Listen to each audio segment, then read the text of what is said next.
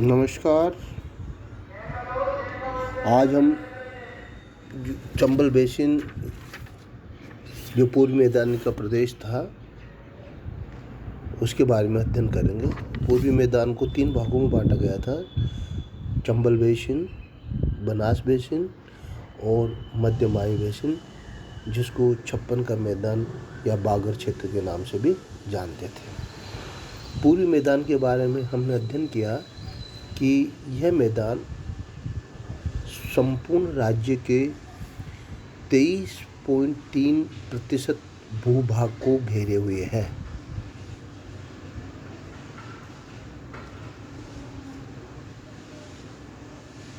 और इसको 3 उप इकाइयों में विभाजित किया गया था। पहला, चंबल बेसिन। राज्य में चंबल घाटी की स्थलाकृति पहाड़ियों और पठारों से निर्मित है। इसकी संपूर्ण घाटी में नवीन कांपीय जमाव पाए जाते हैं। इसमें बाढ़ के मैदान, नदी कगार, बीहड़ व अंतःसरिता आदि स्थलाकृतियाँ पाई जाती हैं, जो इस प्रदेश में काफ़ी अच्छी तरह से विकसित हुई हैं। कोटा, बूंदी, टोंक, सवाई माधोपुर और धौलपुर आदि जिलों में बीहड़ों से कुल प्रभावी क्षेत्र लगभग 4,500 वर्ग किलोमीटर है। इसमें सबसे अधिक महत्वपूर्ण चंबल बीहड़ पट्टी है, जो 480 किलोमीटर लंबाई में कोटा से बारा तक विस्तृत है। इसमें कोटा से धौलपुर तक एक ऊपरी विंध्यन कगार, भूमियों की अनियमित और ऊंची दीवार, बाणगंगा तथा यमुना के बीच जल विभाजक के द्वारा अंकित है। दक्षिणी सीमा सहायक नदियों जैसे काली सिंध और पार्वती आदि के साथ बदलती रहती है।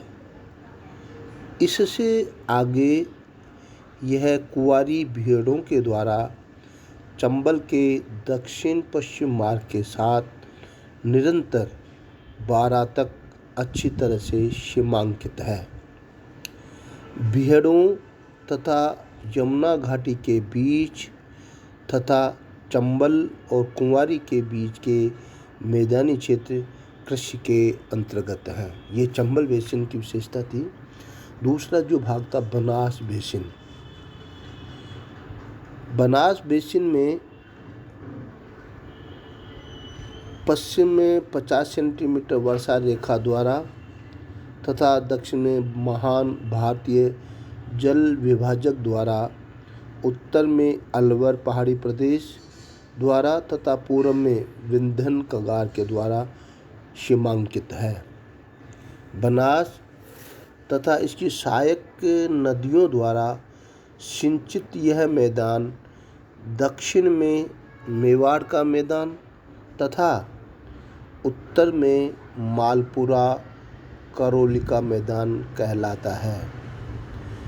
मेवाड़ मैदान बनास नदी तथा इसकी सहायक नदियों जैसे खारी, सोडरा, मोसी और मोरेल, जो बाएं किनारे पर बहती हैं, और बेड़च, बाजाइन और गोलवा, जो दाहिने किनारे पर मिलती है, से सिंचित है।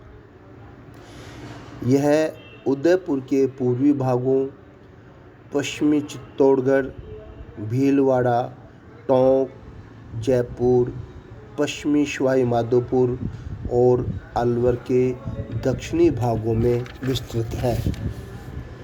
इस मैदान का ढाल धीरे धीरे उत्तर व उत्तर पूर्व की ओर कम होता जाता है।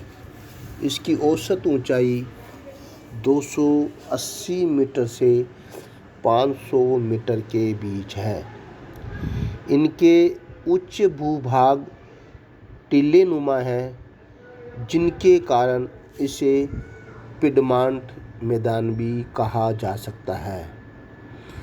इस क्षेत्र की स्थलाकृतियाँ अपरदित आकृतियों के रूप में है, जिनका प्रादुर्भाव ग्रेनाइट और नीस की चट्टानों में अपरदन के कारण हुआ है।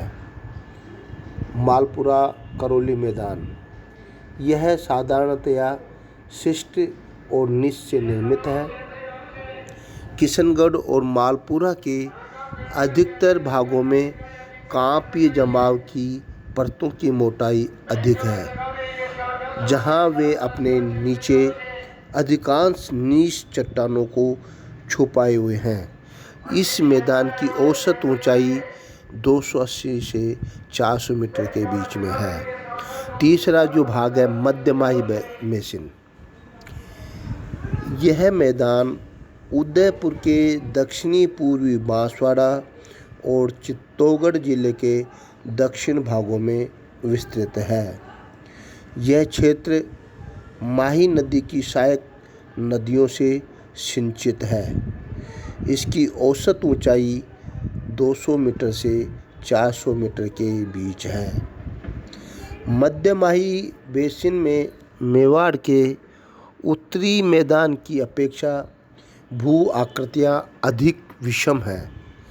दक्षिण में स्थित क्षेत्र काफ़ी गहरा तथा कटा फटा है।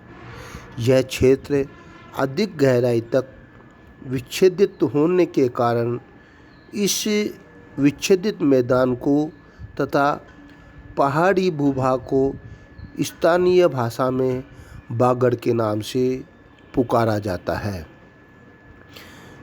बागड़ में बांसवाड़ा व डूंगरपुर के पहाड़ी भूभाग तथा विच्छेदित मैदान को सम्मिलित किया जाता है।